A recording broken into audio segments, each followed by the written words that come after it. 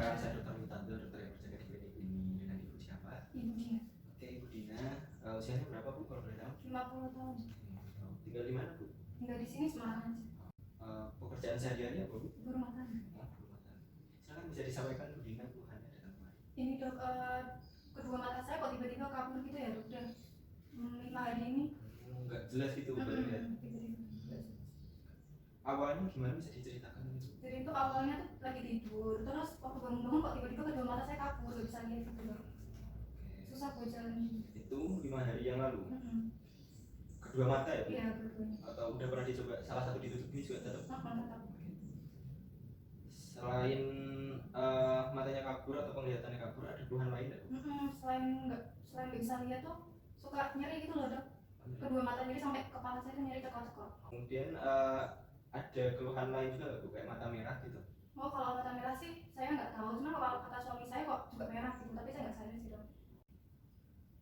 Oke, Bu. Sebelumnya udah ada riwayat jatuh matanya ke mentok enggak, gitu? enggak. Atau Tiba-tiba mungkin aja. matanya kena sesuatu itu nggak pernah? Oke. Kemudian tadi selain nyeri ada ini nggak, Bu? Selain nyeri sama pusing itu ada rasa mual gitu nggak, Bu? Ada mual. Sampai muntah? Enggak, kalau muntah enggak. Nyerinya itu gimana, Bu? Terus-terusan? Atau? Iya, dari 5 hari itu terus-terusan. Oke. Terus kalau keluhan pandangan kaburnya tadi dari awal sampai sekarang itu kira-kira semakin kesini kayak semakin kabur atau semakin nggak jelas atau sama aja dari awal sampai sekarang? Kalau menurut saya kok sama aja ya dok, soalnya dari awal udah gak bisa lihat gitu, udah kabur. Oke. Pernah ada riwayat pakai obat-obatan tetes mata lama? Enggak. Tidak ada ya. Oke. Terus ini, Bu, sehari-hari menggunakan kacamata ya, Bu? Enggak. Maaf, Ibu sebelumnya ada riwayat tekanan darah tinggi? Enggak ada. Kalau riwayat gula darah yang tinggi, Enggak. kencing manis? Kalau dari sebelumnya nggak pernah ada kayak gini, maksudnya? Enggak, ini baru keluhan pertama dari- kali. Kalau dari keluarga ada nggak? Kalau setahu saya enggak ada dok. Yang satu keturunan itu ibu atau Enggak apa? ada.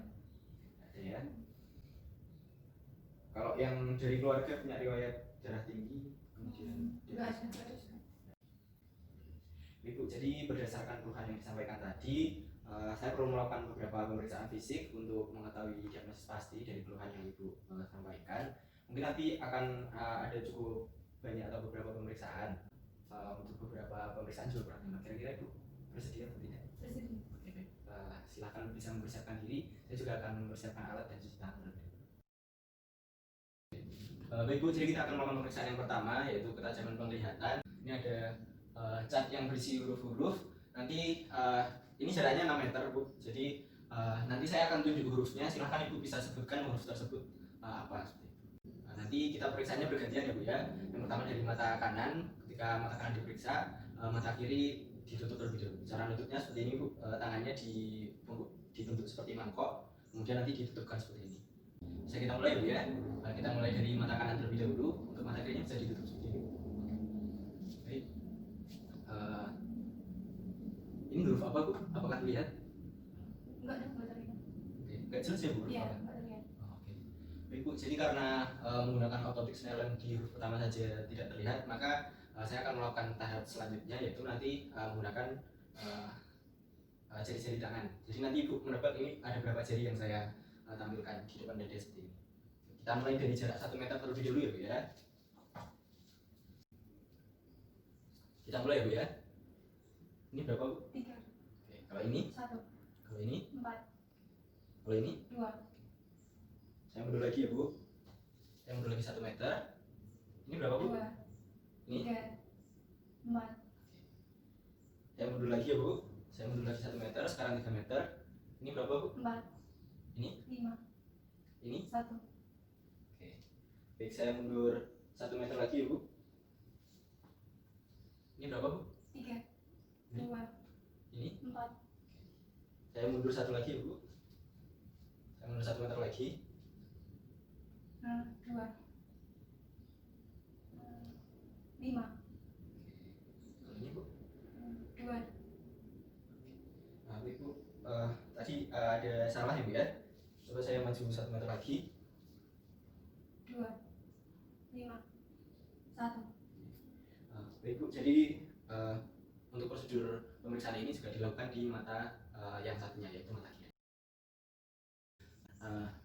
Nanti kita akan memeriksa luas pandangan atau luas penglihatan mata kanan dan kiri seperti tadi. Nah, nanti saya akan menggerakkan tangan saya dari berbagai arah tepat di pertengahan kita. Untuk penglihatannya Budina tetap fokus ke saya, lurus ke saya. Kemudian nanti ketika Budina sudah mulai melihat adanya gerakan tangan saya, Ibu bilang ya. Seperti itu. Kira-kira apakah bisa dipahami, Bu? Bisa. Baik, kita mulai ya. Untuk mata kirinya bisa ditutup, Bu. Oke. Baik, kita mulai ya. Ya. Ya. Ya. Ya. Ya. Kita lanjutkan ya, Bu. Ya. Ya. Oke. Ya. Ya.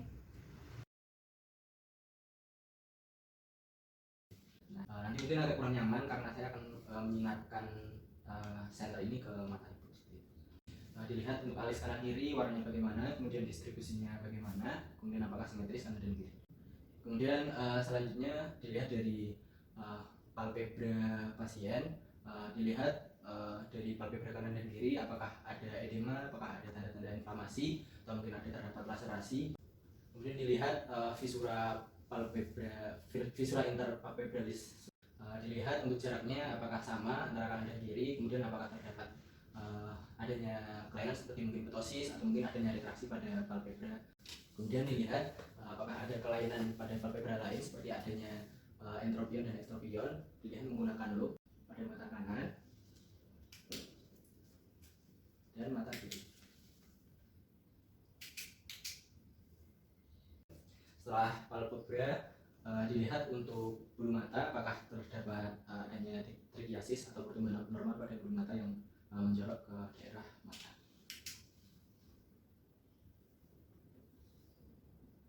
Untuk konjungtiva palpebra superior dilakukan eversi terlebih dahulu, kemudian dilihat apakah konjungtivanya terdapat adanya eritem atau adanya injeksi konjungtiva. Kemudian dilihat juga apakah terdapat sekret. Kemudian apabila terdapat sekret dinilai untuk konsistensinya dan juga warnanya. Kemudian dilakukan pemeriksaan juga pada daerah konjungtiva palpebra inferior. Dilakukan penarikan, kemudian dilihat apakah terdapat adanya injeksi pada konjungtiva atau kemerahan. Kemudian dilihat juga apakah terdapat sekret. Dan pada pemeriksaan ini juga bisa dinilai forlik dari pasien, apakah terdapat pembesaran pada forlik dan sebagainya. Pada pasien ini masih dalam batas normal. Dan setelah dilakukan pemeriksaan pada konjungtiva palpebra inferior kanan dan kiri, dilanjutkan ke konjungtiva bulbi.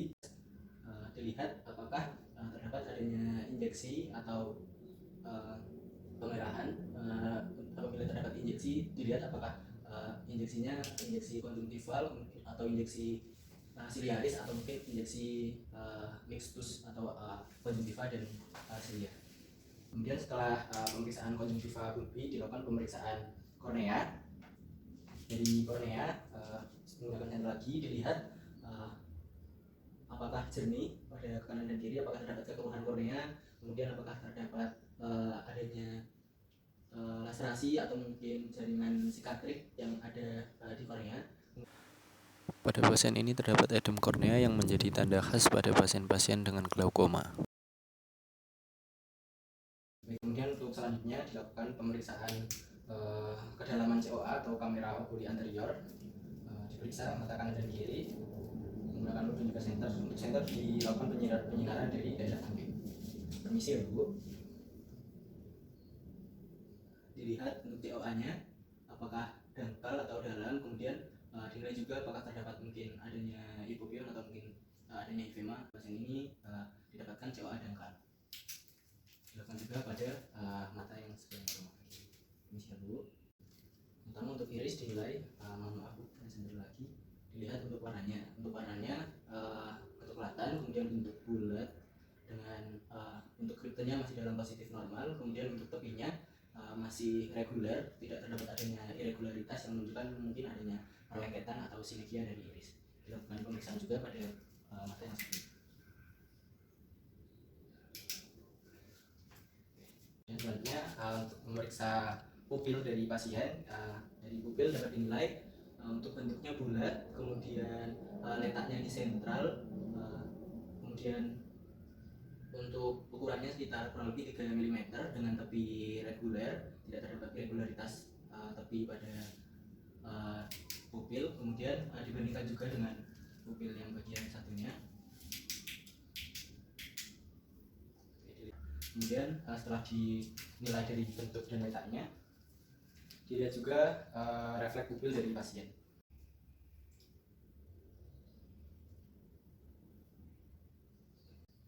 Pada pasien ini untuk refleks pupil masih dalam batas normal. Kemudian pada pemeriksaan segmen anterior yang terakhir dapat juga dinilai untuk bangunan lensa dari pasien. Dilihat untuk lensa apakah terdapat kekeruhan. Dalam hal ini pasien masih jernih untuk lensanya. Kemudian dilihat juga apakah terdapat dislokasi lensa. Bu bisa melihat ke kanan dan kiri. Ini dinilai pada mata kiri.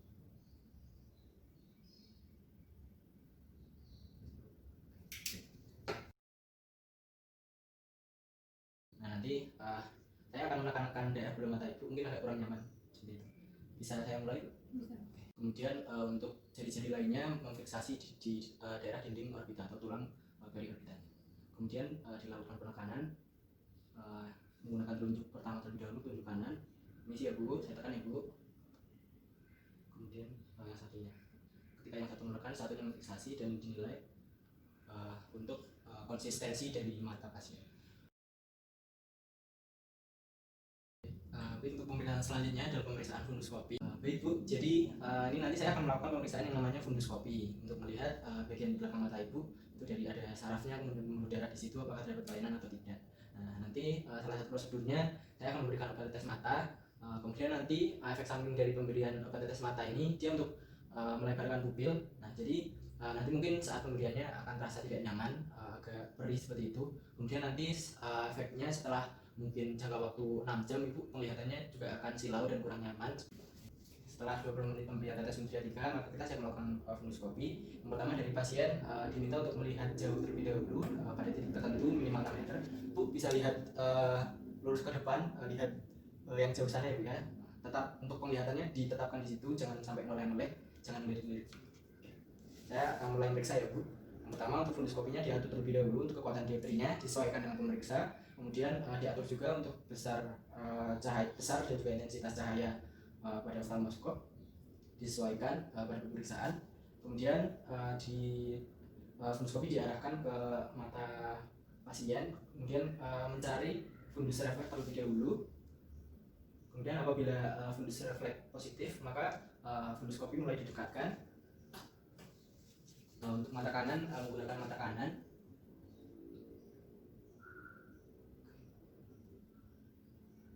Kemudian pada posisi melihat jauh dinilai untuk papil, fasa, kemudian retina. Kemudian untuk melihat refleks fovea, maka pasien diminta untuk melihat cahaya dari funduskopi. Ibu bisa lihat cahaya yang menyorot ke mata ibu dari alat ini. Pada pasien ini didapatkan adanya ekskavasi papil yang khas pada pasien-pasien dengan glaukoma. Dina untuk pemeriksaannya sudah selesai. Jadi dari hasil pemeriksaan yang didapatkan, saya curiga bahwa Bu Dina ini mengalami glaukom. Glaukom itu jadi ada kelainan berupa bendungan pada sirkulasi cairan di dalam mata ibu sehingga menyebabkan gejala-gejala yang diibu tadi. Nah, ini merupakan kondisi yang perlu mendapatkan penanganan segera dari spesialis mata karena untuk layanan primer bukan kompetensi kami. Akan saya buatkan surat rujukan, nanti segera ini juga bisa memeriksakan diri ke spesialis mata. Kemudian ini saya berikan obat juga Bu, ada obat yang diminum, juga ada yang diteteskan ke mata. Nah, yang obat minum ini saya berikan acetazolamid 250 mg, nanti bisa dikonsumsi sehari maksimal 4 kali dan konsumsinya setelah makan ya. Dan untuk obat tetes matanya ini saya berikan timolol 0,5%, nanti bisa diteteskan di kedua mata kanan dan kiri sehari 2 kali, cukup 1 tetes saja. Mungkin dari yang saya sampaikan ada yang ingin ditanyakan seperti konfirmasi? Sudah cukup jelas. Sudah cukup jelas ya. Sekian Bu, semoga lekas terjadi ya. Terima kasih.